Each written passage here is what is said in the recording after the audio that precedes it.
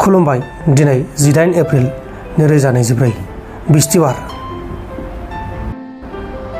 धुबुरी जिल्लानि सिङाव थानाय गौरीपुर ओनसोलाव गंसे खारबाय थानाय गारिया फांसे दंफांजों सौदावनानै जाब्रबथाय जानानै 4 सुबुङा जिउ गोमादों। थैनायफोरनि गेजेराव सासे आइजोबो दंमोन। थैनायफोरनि मुङा जाबाय साहिल आहमेद, शाहिद कान्डार आरो नुर आमीन। थैनाय आइजोनि मुंखौ खौराङाव मख'नाय जायाखै।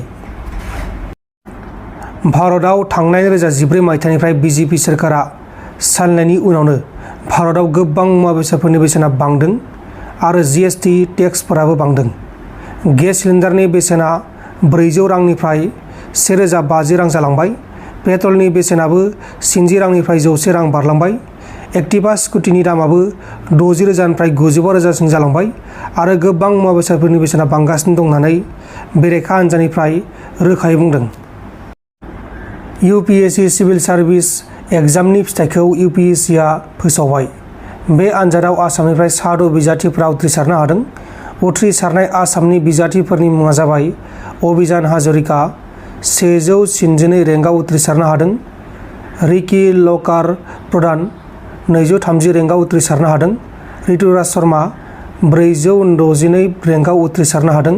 ईश्वरी डेका 320 रेंकआव उथ्रिसारनो हादों। बासकाटा सयकिया 532 रेंकआव उथ्रिसारनो हादों आरो कालुल हाजरिका 992 रेंकआव उथ्रिसारनो हादों। राजस्थानाव गंसे गारिया गुबुन गंसे ट्राकजों सौदावनायाव जाब्रबथाय जानानै हरखाब गिथाव बाथाव अर खामदों आरो बे अर खामनाय जाथायाव 7 सुबुङा जिउ गोमादों। थैनाय 7 सुबुङा नखर मोनसेनि। बिसोरो उत्तर प्रदेशनिफ्राय राजस्थानाव बेरायनो थांदोंमोन। बेहायनो बे जाथाया जादों। थैनायफोरनि मुङा जाबाय नीलिम गयाल, आशुतोष गयाल, मन्जु, हार्दिक, स्वाति आरो 2 गथ' मानसि। जाथाया जाखांनायनि उनाव ट्राक ड्राइभार आरो ट्राक ड्राइभारजों थाफाग्रा हेल्पारा स्पटनिफ्राय खारखोमा लांदों। दा बे जाथायनि सायाव नायबिजिरनाया सोलिगासिनो दङ। आसामनि दाब दाब जायगायाव गिथाव बाथाव बारहुंखा फैदों। गोबां बार अखा फैनानै न'आ गेदेर बिफां बायसिननानै गोलैसिननायाव अदालगुरि वार्ड नम्बर 2 नलबारियाव 2 आइजोआ अबथिरायै जिउ गोमादों। थैनाय 2 आइजोनि मुङा जाबाय गीता नार्जारी 40 बोसोर बैसोनि आरो सुमिला मुसाहारि 34 बोसोर बैसोनि। हासबेन्ड माबा हौवा माने जोङो बार बारदों होननाय खोनानानै ओमफ्राय बेबायदिनो बिराद दंफां लाइफां बायदों होननाय खोनानानै ओमफ्राय बिसिनावबो दंफां फांसे बिराद गिदिर दंमोन। बेखायनो बायदों होननाय खोनानानै खबर लालाबायनानै फैबाय आरो जों गफुर जयपुरबो होनो सत्रंबो होनो।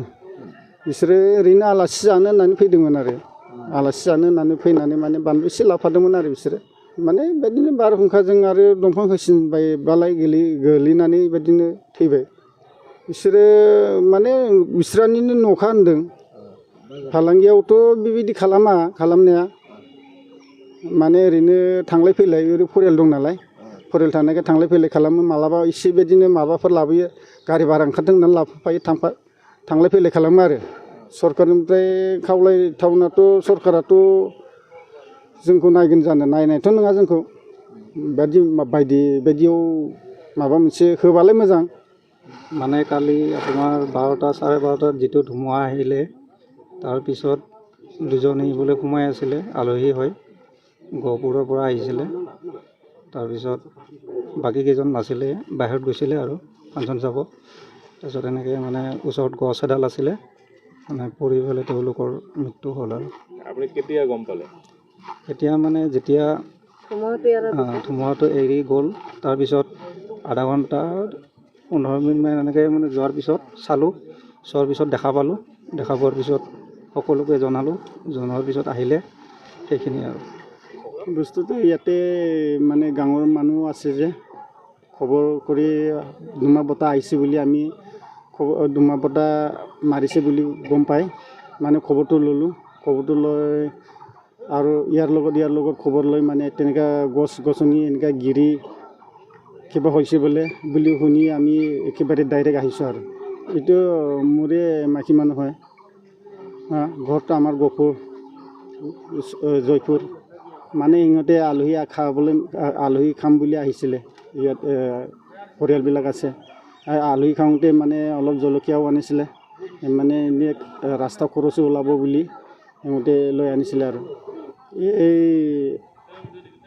ইয়াত পৰিয়াল আছিলে আৰু তাৰ বাইদেউ কিবাবিলাক আছিলে পৰিয়ালবিলাক ইয়াৰ কাৰণে আহিছিলে नोंथांमोन दिननि खौरांफोरा बेखिनिल'मोन बेखिनिसिम नायनायनि थाखाय नोंथांमोननिसिम रोजा रोजा साबायखर गोजोन्थों एसेनोसै जय बर' हारिनि